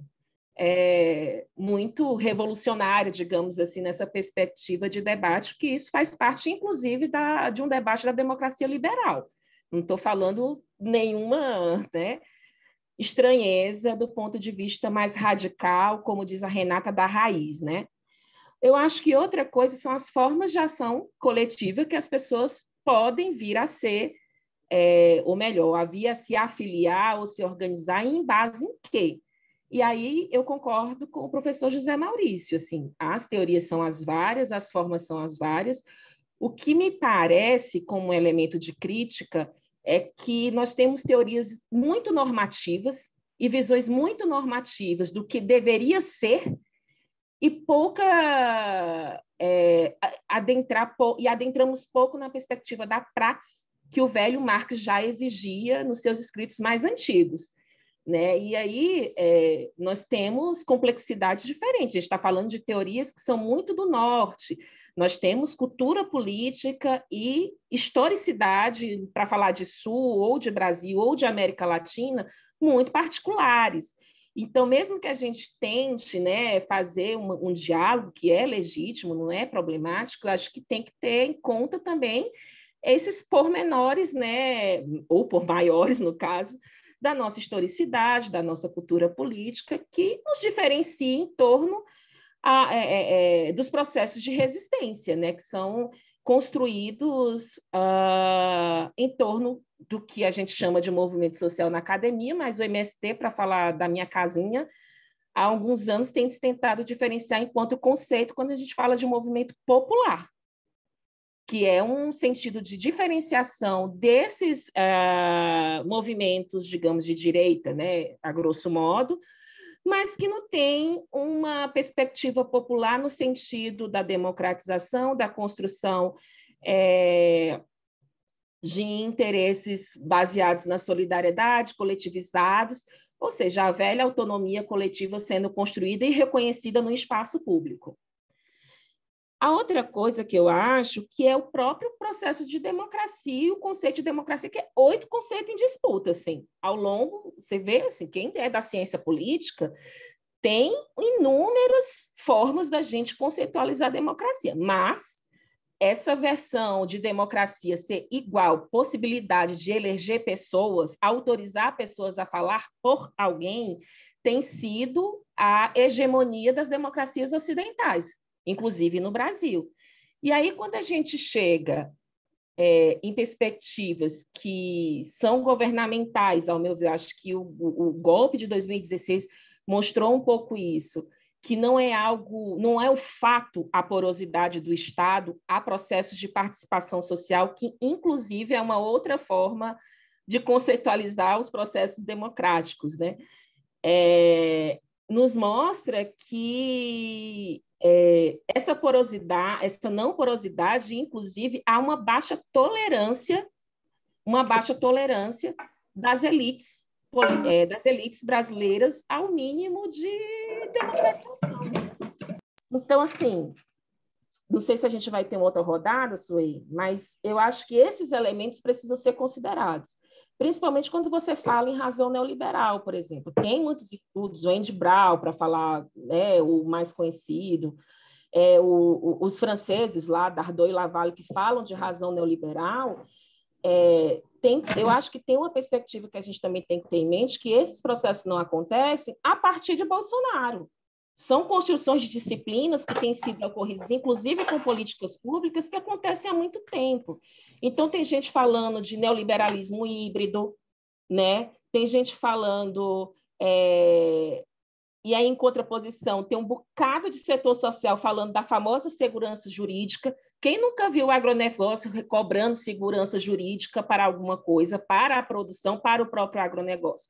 São nada mais, nada menos que medidas disciplinares para que o agronegócio aconteça sem nenhuma oposição, sem nenhuma perspectiva de conflito. E aí, mais um ponto, como o conflito não é visto como algo normalizado dentro das democracias.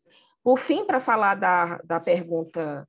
não lembro de quem, mas que veio do chat, a gente tem acompanhado, sim, e eu acho que a resposta está, inclusive, nesse debate que eu tinha colocado anteriormente. Há disputa também com as instituições tradicionais do que é participação popular, da necessidade disso. Por muito tempo, e ainda há uma compreensão muito forte de que protesto, de que movimento social é algo como falho da democracia, né? Como assim, se eu tenho um protesto e reclamação, significa que a democracia não está funcionando. Isso é típico da democracia chupeteriana, elitista. Então, quando você tem uma virada autocrática, no caso brasileiro, principalmente com o governo Bolsonaro, e um aumento do conservadorismo na Câmara, que já era conservador, e a cada legislatura a gente vem dizendo, a Câmara é mais conservadora do que a outra, desde 1964, e aí por aí vai. Então, nós temos, fora, né, as alianças políticas, então a gente tem uma compreensão majoritária de que participação popular é deputado federal eleito, ou senador eleito. Então, assim, essas disputas acontecem, eu acho que estão mais nítidas agora, depois dos 13 anos dos governos do PT, que a gente viveu uma experiência diferente de porosidade do Estado. Não satisfatória, mas diferente. Obrigada, Mayrá. Então, a gente vai aqui para a nossa terceira e última rodada, né, para as considerações finais de vocês. Algumas perguntas vieram aqui do chat, né? Líbia perguntou o que seria o neoliberalismo híbrido, acho que essa é especificamente para a Mayrá, né? Que ela mencionou o neoliberalismo híbrido, mas se outra pessoa quiser aqui responder também. E João Carlos apontou o seguinte, a professora Mayrá apontou sobre as liberações do uso de agrotóxicos aqui no Brasil.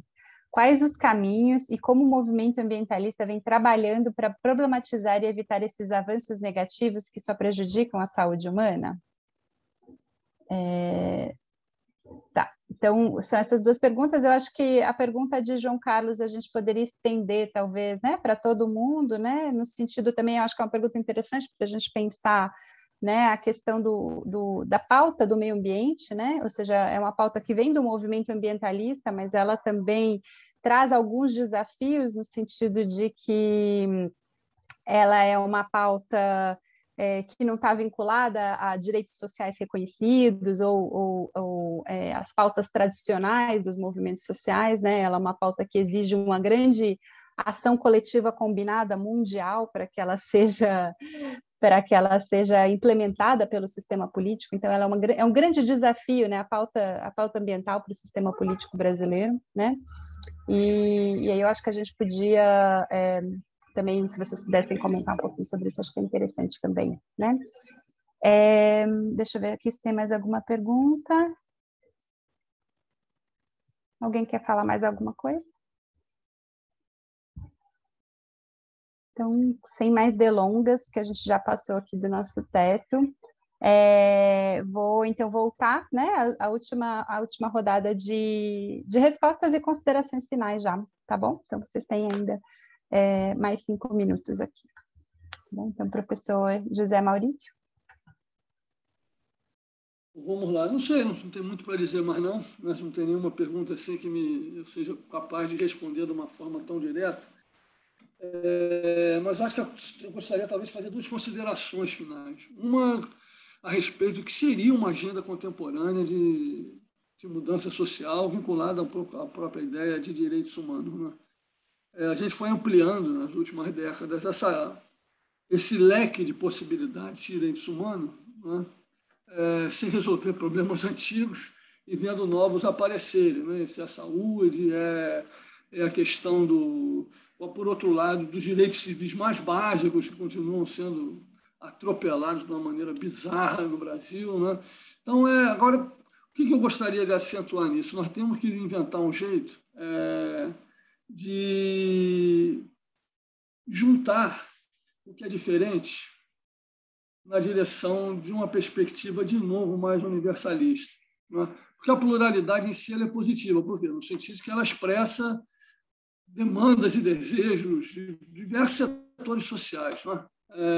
Que têm a sua experiência concreta, que têm a sua vida própria, que enfrentam problemas diferenciados, né? Mas eu acho que, sinceramente, é um problema mundial, tem a ver com a expansão do pós-modernismo um pouco, e como é que isso penetrou a vida social. O pós-modernismo é a expressão disso. Aí não é um problema do ovo da galinha, não vale a pena a gente ficar preso a isso, né? Mas o fato é que a ideia de que as grandes questões que nos unificam perderam sentido é um discurso muito difundido. Então, o que importa é a experiência, é o conhecimento localizado, e as questões gerais e universais perderam como que fosse a capacidade de nos articular, né? Eu acho que a gente tem que sair disso, porque se a gente ficar preso nisso, nós estamos, como se dizia, ou como se diz no vulgo, nós estamos roubados, né? Porque na fragmentação a gente consegue expressar muita coisa. Por outro lado, se a gente não consegue unificar e juntar valores que tendem à universalidade, nós não conseguimos realmente soldar os diversos movimentos no sentido de uma transformação mais ampla, né? A gente acaba ficando preso a pautas específicas que têm a ver com experiências específicas que são importantes ser reconhecidas, com políticas públicas que têm que ser respondidas, mas a gente precisa fugir dessa fragmentação, desse recorte da sociedade, que é típico, por outro lado, do neoliberalismo também, na sua forma social liberal, né? Então, o SUS não precisa ser financiado de uma forma universal. A gente acaba, na prática, adotando a política do Banco Mundial, que é cobertura ampla para os pobres, né? Mas, ao mesmo tempo, a gente dá muita ênfase nas questões mais específicas de diversos setores sociais, né? É o Bolsa Família para os pobres, são questões de ação afirmativa. Sou a favor de tudo isso, mas a gente tem que ir além disso no sentido de afirmar direitos de cunho universal, porque senão a gente está, na verdade, sob a égide do neoliberalismo na sua forma social, que recorta a vida social. E os movimentos sociais, os movimentos populares, como o Mairá prefere ali para o MST, tem que dar um jeito de ir além disso, né? Porque senão a gente está sem saber sobre a égide do neoliberalismo, né? Nesse sentido, eu concordo. O neoliberalismo é uma coisa insidiosa. Ele influenciou todas as políticas públicas no mundo inteiro, inclusive nos governos do PT, de uma forma muito profunda. Muito profunda. A gente tem que passar para além disso, independentemente da importância das políticas setoriais específicas, para públicos-alvos. Mas isso é o Milton Friedman, né, gente? Isso não precisamos ir muito longe, não. Basta ler o Milton Friedman, que ele defende essas coisas. Né? Não é muito diferente do que está escrito lá, capitalismo e liberdade. Né? Algumas dessas ideias, a gente vai encontrar isso lá sem dificuldade. A outra questão que eu queria pontuar é essa questão da própria expressão da sociedade, enfatizar um pouco isso, porque as pessoas, às vezes, elas ficam esperando que a gente vá voltar para o começo dos anos 80, por exemplo, quando o PT surgiu, que tinha aquele sindicalismo puxante, gigantesco, não é isso? Uma classe operária concentrada no ABC, um setor bancário com milhares e milhares de pessoas pelo Brasil afora. Isso nunca mais vai voltar. Nunca mais vai voltar. A forma de organizar a sociedade vai ter que ser diferente. Não é à toa que a garotada fala tanto de coletivos hoje, não é isso? Coletivos muito mais fluidos, voltados muitas vezes de novo para questões específicas, não é? Mas sem hierarquia. As pessoas hoje têm cada vez menos simpatia pela hierarquia no sentido da organização dos seus movimentos. Tendem a rejeitar isso. E 2013, embora tenha uma participação da direita significativa, particularmente em São Paulo, mas não é a tônica no Brasil. Nós tínhamos milhares e milhares de pessoas na rua. Não dá para dizer que 2003 é um fenômeno de direita, a não ser que a população brasileira não seja apenas conservadora, seja de direita. Né? Expressando o quê que essas pessoas estavam? Estavam expressando seu repúdio à hierarquia que o sistema político impõe à sociedade. E juntou com isso boa parte dos movimentos sociais pela esquerda, né? Porque a população tende a ter uma certa dificuldade com esse mundo. Nós vamos ter que reinventar isso e mostrar um tipo diferente de democracia que seja capaz de incorporar pessoas na vida cotidiana. Se fosse fácil inventar, né? A gente talvez já tivesse feito, se houvesse uma receita e eu tivesse ela, eu estava rico, né? Ou pelo menos muito famoso. Mas o fato é que isso é uma tarefa coletiva que a gente precisa enfrentar e, em vez de ficar reclamando do neoliberalismo, que às vezes me deixa um pouco nervoso, exasperado, né? Que parece que a culpa está lá do outro lado, como se a gente não tivesse coisa para fazer desse aqui. Né? Então, mas eu fico por aqui para não gastar demais o tempo dos outros. Obrigado. Obrigada, José Maurício. Vou passar logo para Bruno. Bom, eu comentaria o seguinte: tem uma proximidade muito grande entre o movimento ambientalista e o movimento de direitos humanos, no seguinte sentido: são movimentos principistas, se baseiam por princípios bem claros. Isso é um problema, porque quando chega na mesa de negociação, e política se faz com negociação em mesa de negociação, chegam derrotados, porque qualquer que seja o resultado, vai ser menos do que o seu princípio ali, né? Agora, tem uma diferença, que é o seguinte: o movimento ambientalista foi muito bem sucedido em colocar suas pautas, em colocar suas ideias, e a gente vê isso na escola, né? Nossos filhos, desde pequenos, eles ensinam os pais enfim, a respeitar o meio ambiente. A gente é educado pelos filhos, que eles aprendem isso na escola, né? Coisas simples, separar o lixo, coisas assim, né? Porque a gente, quando era criança, não dava mínima para isso, e depois, durante um tempo, também não era importante, né? O importante eram outras coisas. Agora, essa pauta foi capturada. A gente vê qualquer propaganda na televisão, na grande empresa, vai ter o selo ambiental, eu respeito o meio ambiente, não sei o quê. E até o discurso do movimento ambientalista acaba sendo pautado por esses interesses neoliberais. Então, vejam, a questão do uso da água. Então, a pauta foi capturada, então não é o direito a um bem público, que é a água, né? O que causa menos desperdício é se tiver cobrança pela água. Então, acaba até, muitas vezes, os ambientalistas entrando nessa onda dos interesses, enfim, que são uma consequência do neoliberalismo, né? Então, o movimento de direitos humanos tinha que, de certa forma, aprender a fazer isso desde a escola, né? E eu vou contar uma historinha que é o seguinte: minha mãe era francesa e aí a minha companheira resolveu, que não fiz força nenhuma, colocar os nossos filhos na escola francesa, né? Eu tenho dois. Aí minha filha mais velha, quando tinha 5 anos, foi estudar na escola francesa. E ela é brasileira, companheira. No começo ela não entendia nada. Ela dizia: olha, Bruno, eu não sei se vai dar certo esse negócio aí, porque essa menina, não entendo que ela agora só fala em direitos, em justiça, né? E ela chegava em casa, ela dizia: mamãe, você não tem direito de fazer isso. Isso não é justo, né? Mas aí você veja, na escola francesa, as crianças aprendem desde pequenos esse vocabulário. Então, aí eu percebi quanto nossa escola e nossa sociedade, porque é por isso, é autoritária, né? Em vez de dizer pode ou não pode, tem direito ou não tem direito. Em vez de dizer é certo ou errado, é justo ou injusto, né?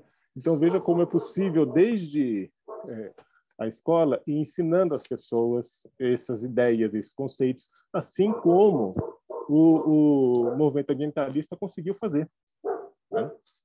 E aí, quem sabe, os filhos vão educar os pais e a gente consegue fazer com que enfim, a sociedade seja menos injusta, né? Enfim, paro por aqui. Obrigada, Bruno. E eu vou passar para a Mairá, então, para as considerações finais. Bom, gente, várias perguntas aqui no chat, né?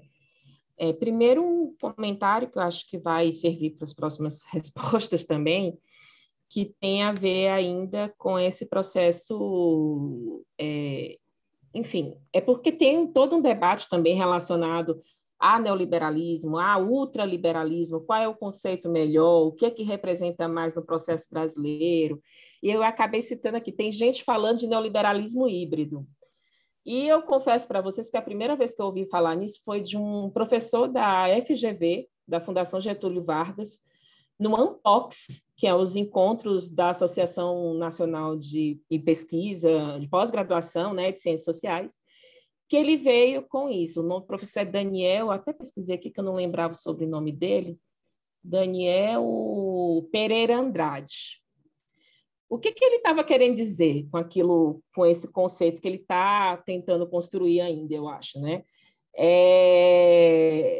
Que o Brasil ele vive um neoliberalismo híbrido, pelo menos durante os governos, até o final do governo do PT, né? Que seria, do ponto de vista econômico, seguindo muito bem essa receita neoliberal, do ponto de vista de um Estado que regula pró-mercado, né? Mas que teria alguns aspectos de políticas sociais para equilibrar, digamos, uma sociedade com o mínimo de condições de vida e de dignidade para isso. Eu não vou dizer que eu concordo, deixe de concordar, porque eu acho que é um conceito em debate mesmo, mas eu só citei que ele existe. Então, acho que se vocês digitarem o nome dele, Daniel Pereira, vocês encontram esse artigo dele, não só na ANPOX, ele apresentou também no Congresso da Associação Brasileira de Ciência Política. Então, acho que vale a pena até para saber o que tem se debatido ao torno do conceito. Um segundo comentário, que eu acho que dialoga muito com a fala do professor Bruno, vem de um conceito que foi, enfim, colocado por Evelina Dagnino ainda nos anos 2000, que é a história do que ela fala sobre confluência perversa, né? Que esses nomes e conceitos que foram conectados em sua primeira formação, digamos assim, a um projeto democrático popular, sendo absorvidos pelo projeto neoliberal com formulações diferenciadas, a mesma palavra, só que com formulações diferenciadas. Então, cidadania é a mesma coisa de voluntariado, para ser bem grosso modo, né? Solidariedade virou responsabilidade social, e entre outros exemplos. Eu acho que esse conceito ele ainda é muito atual, acho que vale muito ainda dialogar com o que ela trata como confluência perversa, principalmente quando a gente tem governos que instauram políticas públicas capazes de disciplinar, e aí eu nem vou entrar no aspecto do corpo, mas do ponto de vista das práticas sociais mesmo, através de políticas públicas. Para mim, um exemplo muito nítido é o que o governo Bolsonaro está tentando fazer com o chamado Auxílio Brasil, que não é a mesma coisa de Bolsa Família. Tem contrapartidas e perspectivas extremamente meritocráticas que o Bolsa Família não tinha. Então, a gente tem assim, aparentemente a política é a mesma, mas com pressupostos diferentes. Então, a gente tem esses exemplos para contar, inclusive de antes do governo Bolsonaro também, governo Lula e Dilma tiveram em outros aspectos. Essa consideração do Estado como uma empresa me parece muito problemático quando a gente fala de justiça social, que em tese é um pacto que a gente tem na Constituição Federal, mas extremamente trincado, e o voto, coitado, foi completamente abandonado em 2016, né? Enquanto, inclusive, uma perspectiva democrática. Por fim, respondendo à pergunta sobre os agrotóxicos, eu acho que o professor Bruno já deu uma boa introdução em termos de princípio, mas eu queria só informar que tem a política, tá, no Congresso, tramitando a Política Nacional de Redução dos Agrotóxicos, com muita dificuldade. A gente está falando nem de eliminação de agrotóxicos, falando de um processo de redução do uso do agrotóxico nas produções agrícolas e, consequentemente, no consumo humano. Só que a gente bate de frente com uma perspectiva do próprio agronegócio, que é da produtividade máxima, que vem dos conceitos vinculados à Revolução Verde, que é, enfim, não vou nem precisar o ano desse processo da Revolução Verde, que dá as bases ideológicas e produtivas do que é o que a gente conhece como agronegócio hoje.